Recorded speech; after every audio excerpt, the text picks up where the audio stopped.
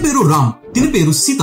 ఇద్దరు best couple అని చెప్పొచ్చు. వీళ్ళిద్దరి దగ్గర బెంగళూరులోని ఒక హౌస్ ప్రాపర్టీ ఉండేది. 10 years బ్యాక్ ఇదే హౌస్ ప్రాపర్టీ వీళ్ళు 55 లక్షలకి కొన్నారు. సో ఇప్పుడు 5 crores రూపీస్ కి అమ్మడం జరిగింది. ఆఫ్టర్ ది ఇండెక్సేషన్ తర్వాత ఈ హౌస్ ప్రాపర్టీ వాల్యూ అనేది 1 crore కి వెళ్ళిపోయింది. సో ఇప్పుడు క్యాపిటల్ గెయిన్ వచ్చేసరికి 4 crores rupees. As per the income tax ప్రకారం దీని మీద long term capital gain tax అనేది పడుతుంది అరౌండ్ 20%. అంటే 4 crores మీద 20% 80 lakhs రూపీస్ వీళ్ళు గవర్నమెంట్ కి పే చేయాలి. కానీ the genius couples income tax section 54 apply చేశారు. ఇన్కమ్ ట్యాక్స్ సెక్షన్ 54 ఏం చెప్తుంది అంటే, ఒకవేళ మీరు ఒక హౌస్ ప్రాపర్టీ అమ్మారు అంటే దాని మీద వచ్చే ప్రాఫిట్ నుంచి ఇంకొక house property with in 2 years కొన్నారు అంటే ఎటువంటి ట్యాక్స్ గవర్నమెంట్ కి పే చేయక్కర్లేదు. అందుకనేసి ఈ 4 crores రూపీస్ తోని బెంగళూరులోని 2 flats కొన్నారు. ఒకటి వాళ్ళు ఉండడానికి, ఇంకొకటి వాళ్ళ సన్ ఉండడానికి. సో ఇక్కడే ట్యాక్స్ ఆఫీసర్ రావడం జరిగింది. సెక్షన్ 54 లోని ఓన్లీ ఏ రెసిడెన్షియల్ ప్రాపర్టీ అన్నారు. మీరు ఇక్కడ 2 flats కొన్నారు కాబట్టి ఒక ఫ్లాట్ మీద అంటే 2 crores మీద 20% అంటే 40 lakhs రూపీస్ మీరు గవర్నమెంట్ కి ట్యాక్స్ కట్టాలి అని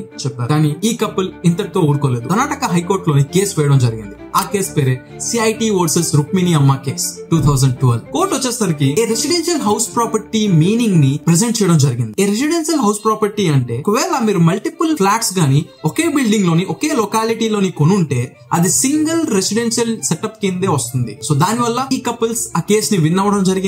ఇంకా 80 lakhs రూపీస్ సేవ్ చేయడం జరిగింది. So moral of the story is income tax officers interpretations అన్ని బ్లైండ్లీ ఫాలో అవ్వకూడదు. మీరు ప్రతిదీ రీచెక్ చేసుకోవాలి. That's it guys. ఈ వీడియో మీకు నచ్చితే లైక్ అండ్ షేర్ చేసుకోండి. ఇంకా కొత్తగా వస్తే సబ్స్క్రైబ్ చేసుకోండి. కానీ వెయిట్, ఇలాంటివి ఇప్పుడు చేయకండి, లేదంటే ఇన్కమ్ ట్యాక్స్ ఆఫీసర్స్ మీ ఇంటికి వస్తారు. ఓకే.